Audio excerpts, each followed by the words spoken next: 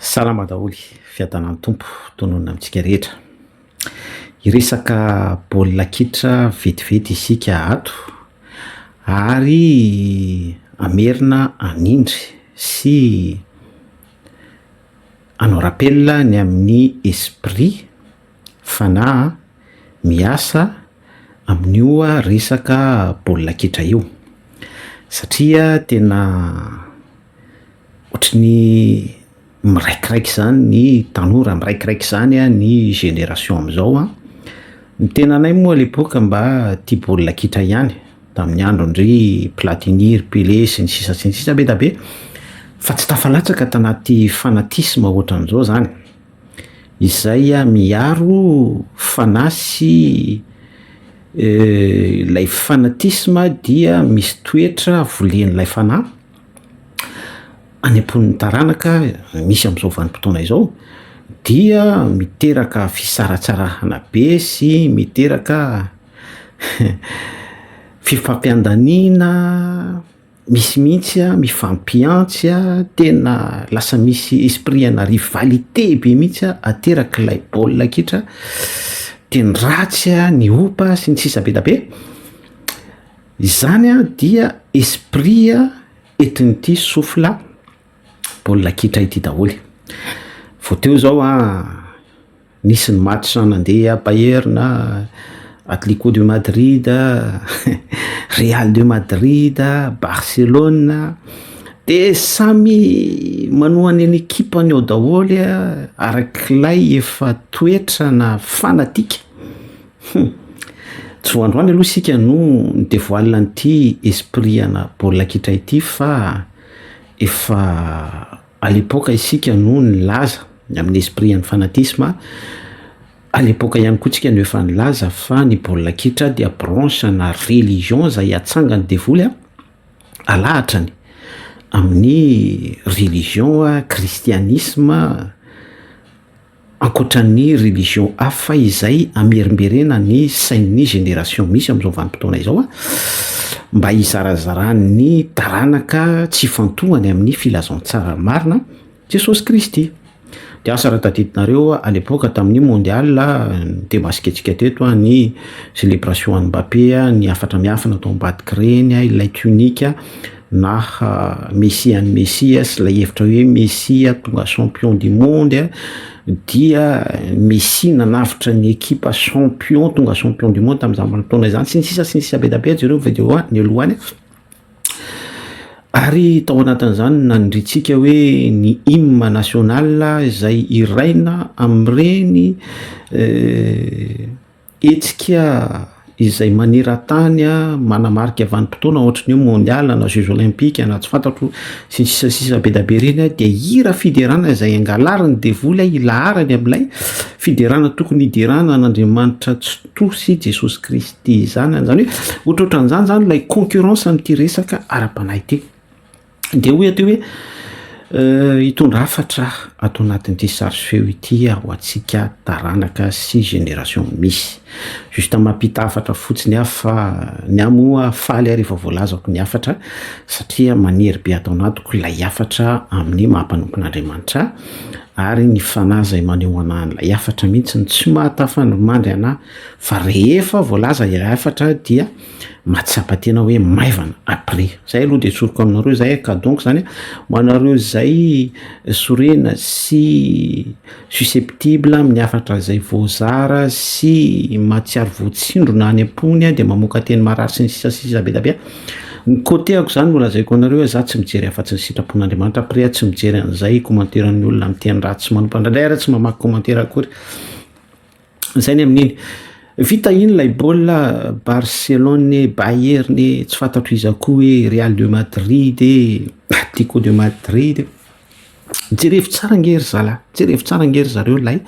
esprit sy lay sofla aterak'ilay fifaninanana ao anatiny mihitsy matsy isika io. Dia rehefa vita lay baolina ohatra hoe mandresy Real de Madrid na resy Real de Madrid, zany hoe na maharesy na resy ilay ekipa tohanan'izay manohana ny ekipany,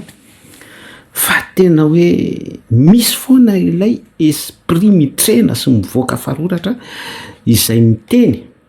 am'ilay endrika fampisaratsarana. De raha mandinika anareo atao conclusion aingana be zany ny famitinana ny résumé de hoe avy amin'Andriamanitra ve zany rehetrarehetra izany, avy amin'Andriamanitra tsy to ve zany rehetrarehetra zany, zany esprit zany, avy amin'ny baiboly ve zany esprit zany, avy amin'ny soratra masina no eten Jesosy Kristy teo amin'ny hazo fitsaliana ve zany esprit zany, zany ve no idiranao amin'ny fanjakany lanitra. Za matsara amin'zareo de mampisaina anao ny fiainana mandrakizay foana. De hoy zao ny olona hoe ka tsy ala voly ve zany, ka tsy mba misy mihitsy ve fotoana mba hoe ny fiainany ty efa mafy efa sarotra, tsy mba misy mihitsy ve fotoana mba hoe akanaina sy ny tsy fantatro blabla mitovy amin'izany sy mitohy amin'izany zany. De hoy aho hoe betsaka tompoko no azo akanaina sy anaovana divertissement. Fa raha ohatra kosa ve zavatra mitondra anao amin'ny fitenenan-dratsy, amin'ny opa, amin'ny fankahalana, amin'ny accusation ny andany sy ny ankilana, amin'ny toetra rehetra zay tsy araka ny sitrapon'Andriamanitra, mahatonga anao hanana otro-posololo-po, nefa hoy ianao hoe resaka divertissement sy ohatrohatr'izany le izy. Asany devoly be le baolina kitra, asany devoly be, tena asany démonie. Ny olona moa rehefa miteny an'izany hoe asany devoly zany de makarakorsi be hoe tsy misy afa-tsy devoly, tsy misy ka zay ny zavatra misy. Soit ianao selon la Bible lay esprit mampiteny sy mampizara sy mianime mampietana ny olona, mahatonga azy idera, mahatonga azy amaky baiboly, mahatonga azy amin'ny fimbonam-bavaka, mahatonga azy hira fiderana, mahatonga azy sy ny sisa be da be mifanitsy amin'izay hoe sitrapon'Andriamanitra zay. Soit ianao avy mijery baolina ianao de mifanopa, miteny ratsy, menasy, mifanindry, misaraka sy tsy haiko, tonga de lasa misy zavatra casse brisé be da be, zay le hoe devoly tsy ho avy, tsy hamono, raha tsy ho avy raha tsy hamono andringana, ampisaraka, ampiteny ratsy sy ny sisa be da be. Ka zay le izy zay le izy nge le résultat efa mazava be hoe lay religion foty tena hitanao mihitsy hoe asan'ny satana, surtout am'izao démonie zao zany tena infiltré an'ny esprit an'ny satana mihitsy le izy ary la esprit an'ny satana no milalao ny sentiment sy ny émotion ny olona lala indrindra ao am-pony ao ahatonga azy miankin-doha am'le foty. Tafiditra amin'izay ny loka, tafiditra amin'izay ny betsaka nefa victime tamin'ireny resaka bariary eny, tsy teny betsaka isika fa za zany manentana fotsiny live sary an-tsaina foana ny zavatra misy adiny eo fa ny mampanahery fotsiny malheureusement za zany iteny an'ity famarinany ty aminareo hoe io anery zareo raha ny sainao be no entinao mandinika an'io hoe tena ratsy tokoa se lay foty fa tena mampisaraka tokoa, mampiteny ratsy, mampanao mety possible ianao manaiky ianao amin'ny fotoana izarana an'izao fampatsiahivana sy fampahafantarana zao, efa zavatra tsara zany fa raha vao tsy ao mihitsy lay toe-ponao mihetry ary toe-ponao mangetaeta te hafantatra ny fahamarinana, surtout raha vao tsy ao anatinao mihitsy zany la fanahan'Andriamanitra tsy to Jesosy Kristy mamangy anao angatao izay, raha vao tsy misy an'izay mihitsy zany zay présence an'izay parcours biblique izay modifié sy souffle alefan'Andriamanitra tsy to amin'ny alalan'ny fiasan'ny fanahy masina zay selon ny toe-ponao te azo sy mangetaeta. Raha vao tsy eo mihitsy zany zay na be saina be ary ianao andeha iova rangaha, andeha tsy teny ratsony amin'ity resaka baolina kitra ty, andeha tsy hanompa olona tsony rangaha, andeha tsy hanindrinindry olona tsony rangaha, andeha tsy ho fanatrisa, tsy vitan'ny sainao zany. De izay no antony anentanana ianao eto foana ny amin'ny filazon-tsara sy ny sitrapon'Andriamanitra sy ny tontolo ny fampitohy mifandraika amin'izany mba hanananao fiainana mafy toe-po, toe-tsaina, tsy ho tafiditra sy ho tafalatsaka amin'le zavatra ny tanitsaintsika rehetrarehetra teo hoe mitondra anao amin'ny fanatisme, mitondra anao amin'ny religion football ary ahatonga anao hiderany démonie amin'ny alalan'ny football. Satria ianao rehefa miteny ratsy de miterany démonie ianao zay, rehefa manompa olona ianao de mitera devoly ianao zay, rehefa mankahala sy misaratsaraka ianao noho ilay foty, satria rehefa manana le esprit fanatisme zay toriteny volen'ny démonie ao anatinao dia mazava ho azy zany ianao fa tsy avy amin'Andriamanitra izany fa manaraka ny misatisfaire ny devoly ianao araka izay esprit efa miasa ao anatinao zay